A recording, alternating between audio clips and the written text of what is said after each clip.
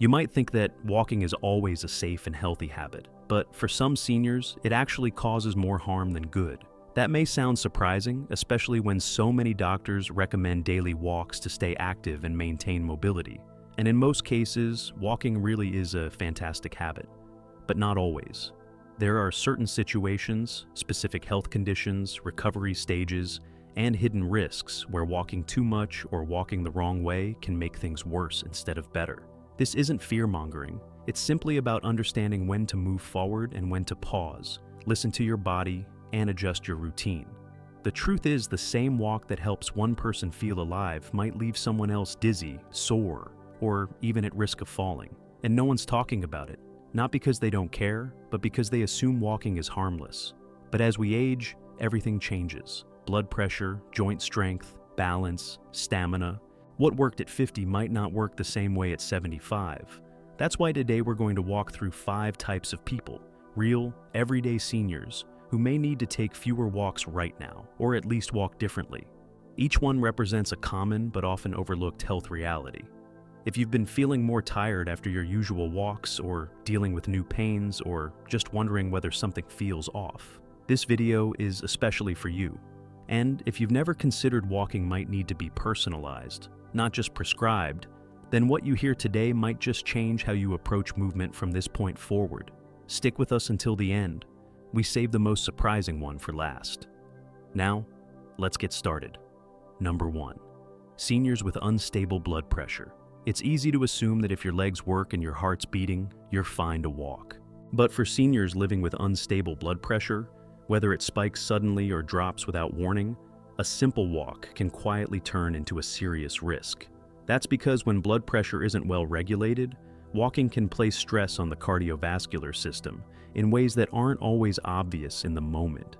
You might feel lightheaded, you might notice your vision blurring just for a second, or you might not notice anything at all until you find yourself sitting on a curb or catching your breath against a wall, wondering what just happened. What makes this even trickier is that unstable blood pressure often hides behind daily routines. Maybe you've had a few dizzy spells and brushed them off as nothing. Or you felt unusually tired halfway through your usual route and figured you just didn't sleep well. But for those with blood pressure fluctuations, especially those taking medications like diuretics or beta blockers, these small signs could be the body's early warnings that something's out of balance. And the last thing you want is for that imbalance to show itself during a long walk when no one's around to help. Let me tell you about Harold, a 79-year-old retiree who took the same walk every morning for 15 years. Rain or shine, same path, same pace. But one day, halfway through his usual loop, he felt faint and had to sit down on the sidewalk. A neighbor found him and helped him home. It turned out Harold's blood pressure had dropped sharply that morning because of a change in medication, and the exertion of walking pushed his body past a safe limit. From that point on, he began checking his blood pressure before his walks, adjusted his routes based on how he felt, and even added seated exercises on days when he wasn't stable. The goal isn't to stop moving. The goal is to move with awareness, to understand that your body isn't working against you. It's trying to protect you. If you've noticed your heart racing faster than usual, or your steps feeling less steady, it's worth having a conversation with your doctor. They may suggest walking indoors, choosing flatter terrain, or even walking with a friend. These adjustments don't mean you're getting weaker, they mean you're getting wiser. Number 2, seniors with advanced joint degeneration. Not all pain is a sign to stop, but some pain is a very clear message that your body needs something different. For seniors living with advanced joint degeneration, particularly in the knees, hips, or lower back, walking long distances or on hard surfaces can do more damage than good. It's a bit like driving a car with worn-out tires over rough roads every day. You might keep going, but over time you're grinding away at the very parts that are trying to keep you upright. Joint cartilage doesn't regenerate easily, and when it wears thin, every step becomes a conversation between bone and nerve endings. You might think, well, movement is better than stiffness, and that's true. But not all movement is created equal. If your joints are already inflamed, if there's bone-on-bone contact, or if the cushioning around your knees has eroded, a 30-minute walk could inflame the area even further, leading to swelling, stiffness, or even falls. And sadly, too many people think this is just part of aging. They believe they have to power through the discomfort. Or worse, they feel guilty for needing a break. But the reality is, when your joints are compromised, your body isn't asking you to stop. It's asking you to shift. Let me share the story of Martha, an 82-year-old widow who used to walk 3 miles every afternoon around her neighborhood. She prided herself on staying active, and folks admired her consistency. But behind closed doors, Martha was icing her knees every evening and waking up stiff every morning. She assumed that pushing through was the brave thing to do, until her doctor showed her x-rays revealing severe osteoarthritis in both knees. From that day on, she switched to shorter walks on cushioned indoor tracks, added water aerobics to her routine, and wore joint-supportive shoes. That changed everything. Within weeks, her pain decreased. Within months, she was sleeping better and smiling more. She didn't stop moving. She just started moving smarter. It's important to understand that arthritis and joint wear aren't signs that you're broken. They're signs that your body has carried you a long way and now needs a little more care. If walking leaves you aching for hours afterward, or if you feel grinding, locking, or burning sensations in your joints, that's your body waving a flag. And it's okay to respond. There are so many low-impact alternatives: cycling, swimming, chair yoga, stretching, that keep your joints happy without wearing them down. Walking should bring life to your steps, not take life out of them. If that's not your experience right now, there's no shame in making a change. Longevity isn't just about moving forward. It's about knowing when to ease up, when to listen in, and when to walk a little differently than you used to. If you're still watching this video and finding these insights valuable, please comment "0" below to let me know you're here. And if you haven't subscribed yet, I recommend you subscribe and turn on the bell so you don't miss any videos. Your support helps us continue creating good content to inform and inspire you. Now let's move forward. Number 3, seniors recovering from recent surgery. There's a kind of impatience that comes after surgery, not out of recklessness, but out of hope. You want to return to normal. You want to get back to your routine, to your independence, to your strength. And for many seniors, that means going back to walking. But when your body is still healing, especially after operations involving the spine, knees, hips, or even abdominal organs, jumping back into your old walking habits too soon can quietly reverse your recovery. What feels like a slow stroll to your mind might feel like a hammer to your healing tissues. Post-surgical recovery is not just about scars closing. It's about ligaments, muscles, and nerves relearning their function. And if you walk before your core strength has returned, before your balance has stabilized, or before inflammation has settled, your body will absorb that strain somewhere, and it often chooses the weakest point. That's why so many older adults who resume walking too quickly after surgery end up back in the hospital with pain, fatigue, or complications that were entirely avoidable. The hardest part, they were trying to do the right thing. They thought movement meant progress, but in truth, they needed rest, guidance, and gradual re-entry. Let me introduce you to Frank, a 74-year-old who underwent lower back surgery after years of discomfort. His surgeon told him to take it easy for a few weeks, but Frank, being the stubborn and well-meaning man he was, didn't want to lose the walking habit he'd built. So, he started walking short distances within days of coming home. At first, he felt fine. But by the second week, he noticed shooting pain down his leg and a sense of instability he hadn't felt before the operation. His doctor later explained that he had strained the surrounding muscles before they had time to re-engage. What Frank thought was a noble return to form ended up delaying his full recovery by months. The body after surgery is like a house after a storm. You don't move furniture back in before checking the foundation. You take your time. You go room by room. And when doctors recommend physical therapy, they're not just trying to fill your schedule. They're giving you tools to walk again with stability, strength, and confidence. The truth is, your muscles remember, but only if you give them time to rebuild. And pushing too soon doesn't make you strong, it makes you vulnerable. If you've recently had surgery, or even if it's been a few months, don't assume your old pace is the right pace now. Ask your care team what's safe. Listen to your breath, your balance, your fatigue. Every step counts, but only if it's part of a larger plan. Healing isn't about how fast you return. It's about how well you return, and sometimes that means walking less so you can live more. Number 4, seniors with peripheral neuropathy. There's a strange kind of betrayal when your own feet stop sending the right signals to your brain.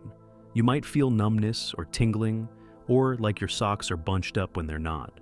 That's peripheral neuropathy, the gradual loss of nerve function in the feet and legs.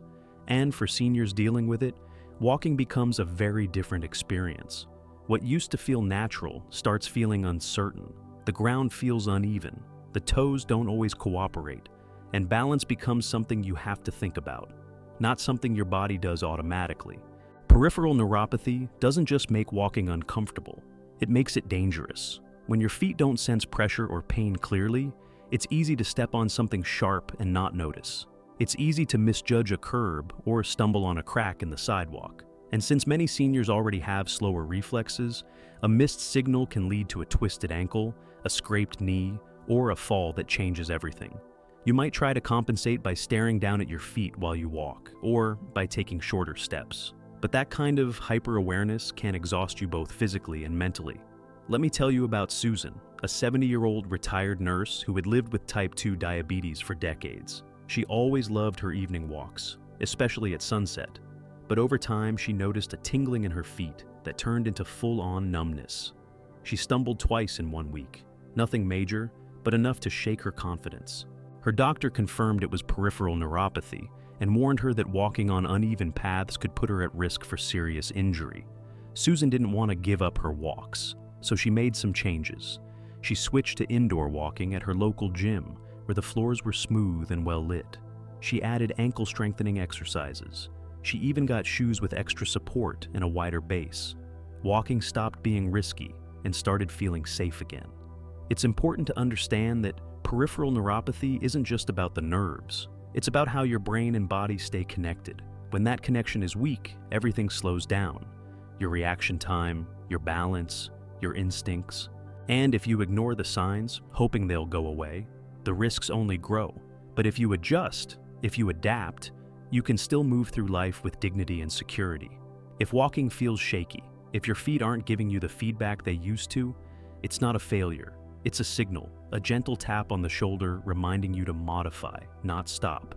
Maybe that means using a cane. Maybe it means walking with a partner. Maybe it means shorter, more mindful walks. But it doesn't mean giving up. The goal is not just to walk, it's to walk without fear. If you're still watching this video and finding these insights valuable, please comment, quote 1 below to let me know you're here. And if you haven't subscribed yet, I recommend you subscribe and turn on the bell so you don't miss any videos.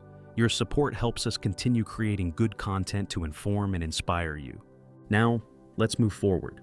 Number 5, seniors with unexplained fatigue or shortness of breath. There's tired. And then there's something else. A kind of fatigue that doesn't go away after rest. A shortness of breath that shows up too early even during light activity. If you're a senior who's been feeling unusually winded during short walks, or if you've noticed a kind of deep exhaustion that lingers well beyond your steps, it might be time to pause and take a closer look. This isn't just about being out of shape. It could be your heart or your lungs, or both, quietly signaling that something's not right beneath the surface. Too many older adults push past these symptoms, chalking them up to age, weight, or just having a bad day. But when breath becomes shallow, when your chest feels tight, or when your pulse races after a simple stroll, your body isn't being dramatic. It's asking for help. Unexplained fatigue or breathlessness during walkings can be early signs of heart failure, atrial fibrillation, chronic obstructive pulmonary disease, or even silent anemia. And the trouble is, these symptoms don't always show up at the doctor's office. They appear when you're out in the real world, doing things like walking to the mailbox or around the grocery store. Let's talk about George, an 81-year-old man who always considered himself active. For years, he walked the perimeter of his local park every morning. But slowly, he began needing to stop halfway. Then he needed to sit down. Then he stopped going altogether. At first, he thought he just needed to push through. But after a routine checkup and a few follow-up tests, his doctor discovered he had undiagnosed heart valve disease.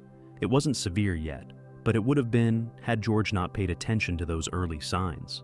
With treatment, dietary adjustments, and a modified walking plan, he not only regained his stamina, he regained his confidence. What your body tells you during a walk is worth listening to. If your chest feels tight, if your breath shortens quickly, if your legs feel like lead, don't ignore it. These aren't signs of laziness, they're signs of something deeper. And pretending they're not there won't make them go away. But asking your doctor about them just might catch a problem early, before it grows into something larger. It's okay to slow down, it's okay to rest, and it's more than okay to say, something doesn't feel right, because the sooner you speak up, the sooner you get to walk with peace of mind again. Not in fear, not in confusion, but with trust in your body and the support it needs. Final thoughts. Walking is one of the most natural things we do. It's how we explore the world, stay active, clear our minds. For many seniors, it's a lifeline, a way to stay connected to their community, to their routine, and to a sense of independence. But just because walking is simple doesn't mean it's always safe. And just because it's usually helpful doesn't mean it's right for everyone all the time. What we've shared today isn't meant to scare you away from movement. It's meant to invite you into a deeper kind of care, a care that listens, a care that adapts, a care that honors where you are right now, not where you used to be. Maybe you saw yourself in one of these 5 people, or maybe you saw someone you love.